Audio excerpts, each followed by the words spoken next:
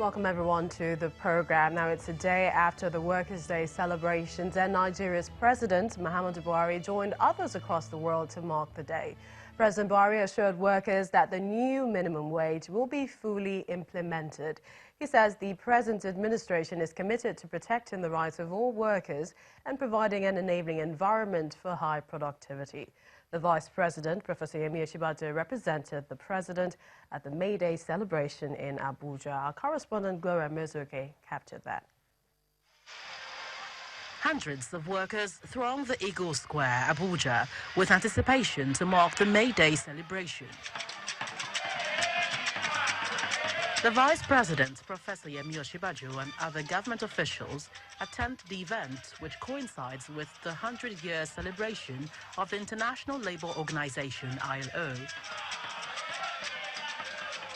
After a series of solidarity messages, the President of the Nigerian Labour Congress, Comrade Ayuba Waba, commended the President and National Assembly for acceding to their demand for a new national minimum wage, but tables other matters of national concern.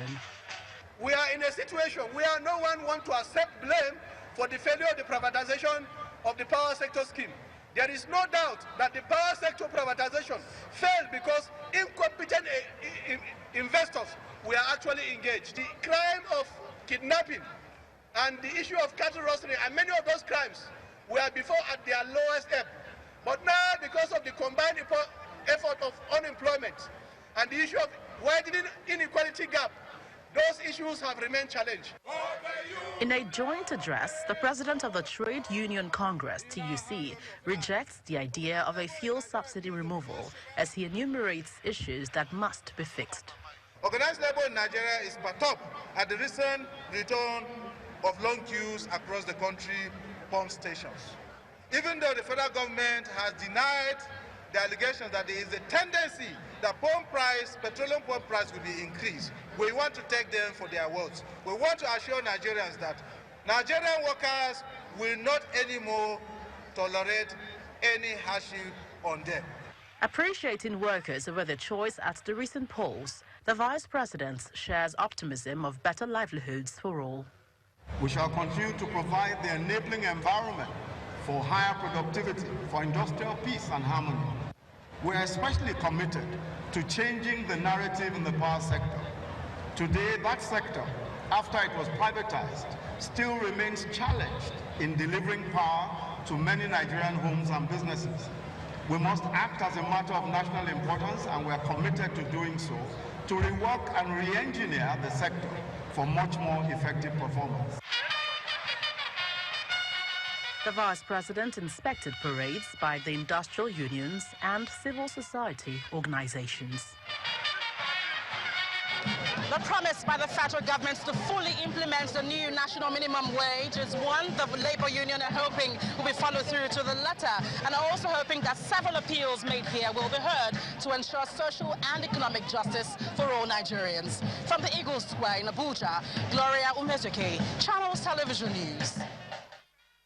Especially workers across the country marked the day with a prevalent message from the workers' unions, and that is for government at all levels to implement the new minimum wage of 30,000 naira. This next report looks at how some of the states in the northern part of the country observe the Workers' Day.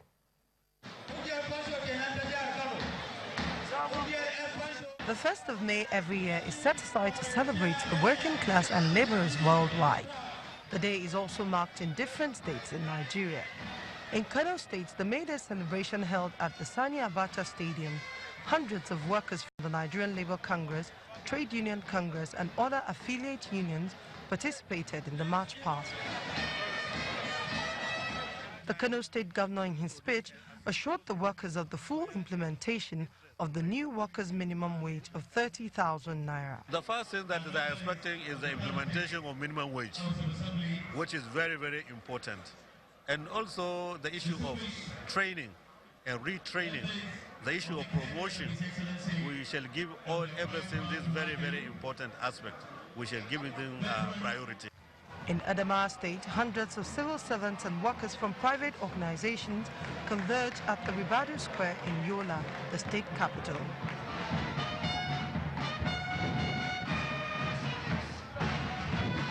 the governor appealed to the incoming administration to build on the achievements of his administration so as to ensure long-lasting impact on the lives of the citizens. In Bauchi State, the NLC is asking the state government to implement the new minimum wage. The state governor, represented by the head of civil service, Mr. Adamu Gokaru, announced plans to ensure the implementation of the new minimum wage.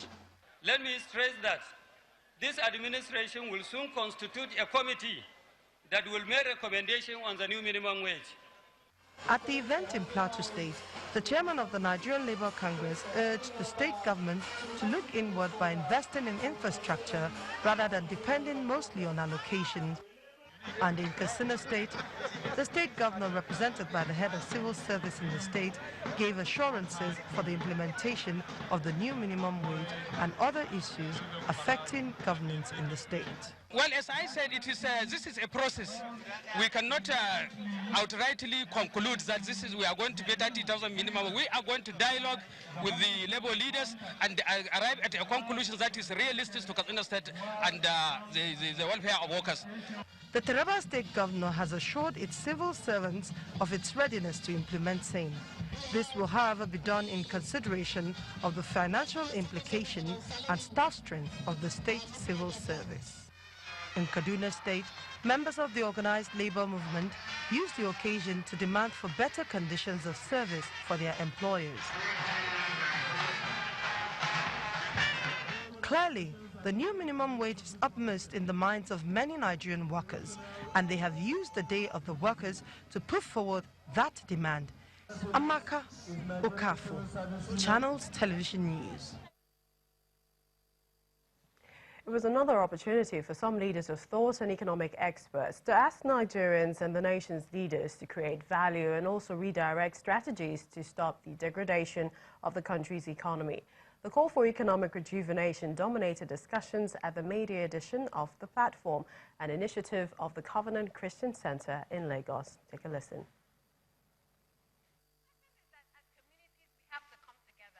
It's a platform for national conversation. The endearing speeches are not in short supply. Some of the speakers say they're already walking the talk, asking more Nigerians to come on board. We are highly import dependent. That is why I chose to dress this way today. The fabric may not be made in Nigeria, but the person that put it together is in Nigeria. That's value created here. The shoes I'm wearing, made in Nigeria. Maybe the only thing you will take out is my wristwatch. And even my cufflinks were designed here in Nigeria. Because it carries my initials. That's Nigerian content. So for everything you buy that is made here, you are creating jobs in Nigeria. But for every imported thing you buy, you are creating jobs abroad. The speakers offered different perspectives on key national issues. You know, the finest moment for any nation has always been when entrepreneurs rise. Nigeria has some of the finest in the world. But the challenge we have is that because the educational system is still a paralysis, they are not prepared for them to execute at the upstream level. For you to move from the downstream to the upstream, you need a huge accumulation of capability which the university system has to give you. The best of America today is not because they build the best bombs. The greatness of America today is that they have the best educational system in the university level. And with that university level education, they can renew the American economy. They can retool the American economy. No matter what the world throws at America, the university system will inject new ideas to help that country out of any paralysis.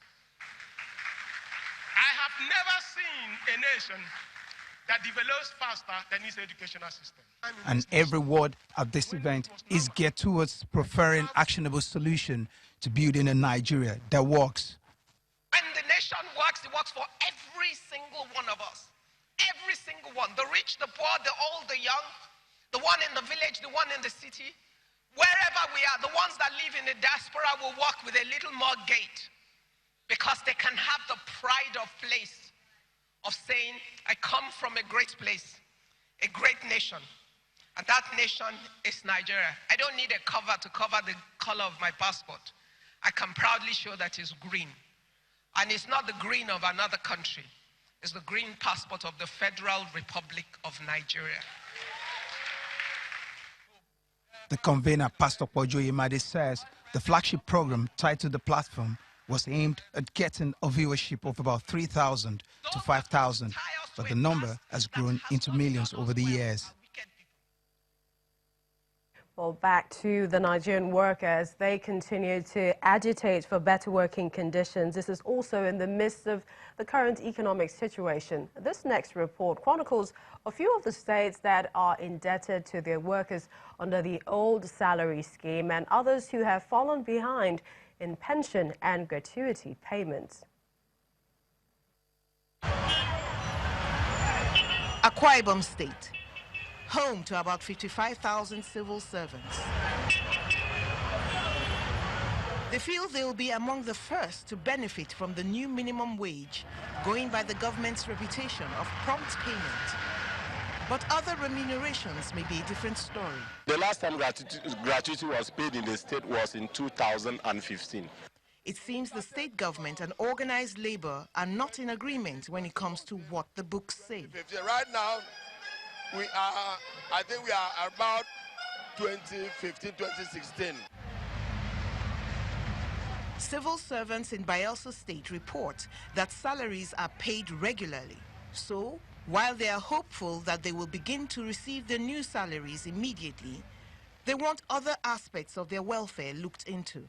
The government should look more into health sectors, employ more nurses and midwives to man our hospitals, and also equip our hospitals.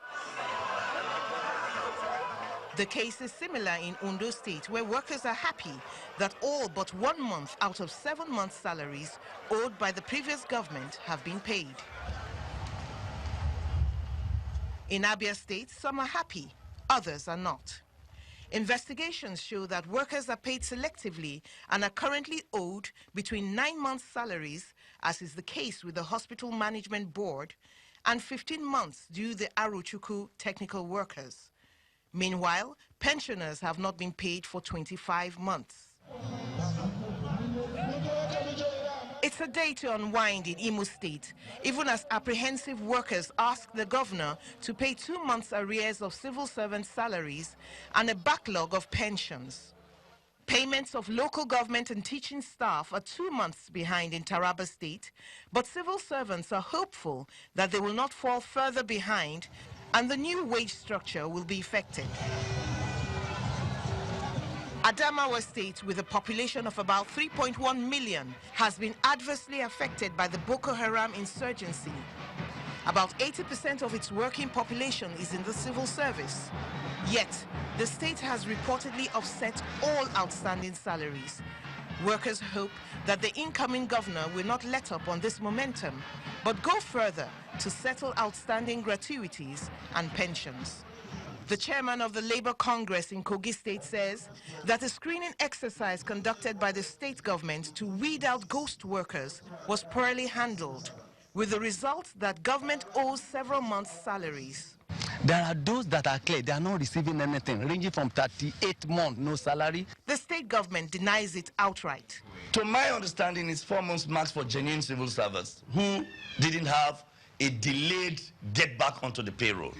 It's clear that if some state governments aim to effect and sustain the new minimum wage structure, they must get their books in order and also consider gratuities and pensions.